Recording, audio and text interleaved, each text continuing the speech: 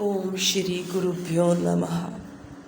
स एष पूर्वेशामपि गुरु कालेनान अन्वच्छेदात्। जीवन में आनंद का दूसरा पंख योग और योग का एक विभाग आसन।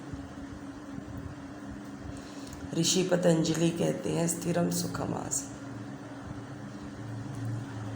जब हम जीवन में यमों के महाव्रत का पालन निष्ठापूर्वक श्रद्धापूर्वक कर्तव्यपरायणता से करते हैं और नियमों को अपने दैनिक नित्य कर्म में धारण करते हैं, ईश्वर प्रणिधान करते हैं, तप करते हैं, संतोष रखते हैं, अत्यंत पुरुषार्थ के बाद जो कुछ भी हमें मिल गया उसी में संतोष करना, स्वाध्याय करते हैं, हमारे मन की उपज खेती में, हमारे मन की भूमि पे कोई खरपतवार तो नहीं उगाई, काम की, क्रोध की, लोभ की, मोह की, द्वेष की, अहंकार की, घृणा की, हिंसा की।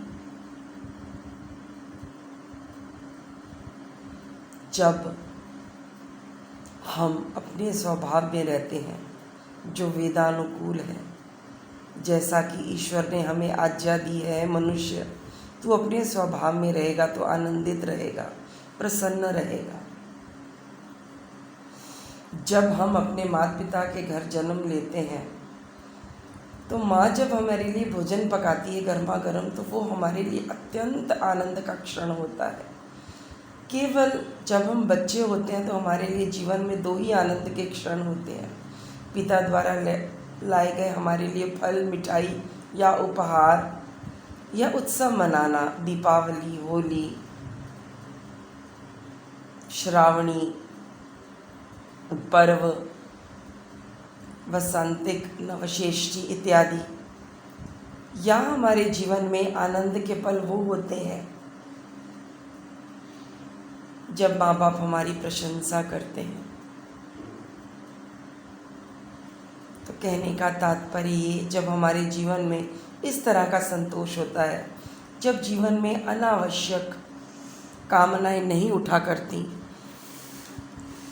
ये सब जब हम धारण कर लेते हैं जीवन में, तो उसके बाद पदार्पण होता है हमारे जीवन में आसन का।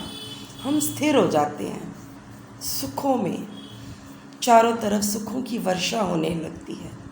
जब हम प्रत्येक क्षण ईश्वर को धन्यवाद करते हैं तो हमारे भोजन में एक तृप्ति का अनुभव होता है, एक आनंद का अनुभव होता है।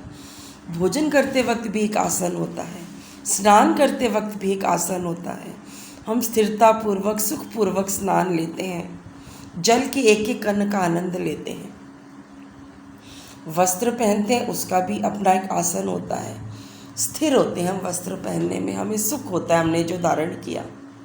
स्थिरम सुखम आसनम। भोजन करते समय आसन होता है। जब हम रात को शैया पर शयन करते हैं तो वो भी एक आसन होता है। हम अत्यंत सुख का अनुभव करते हैं।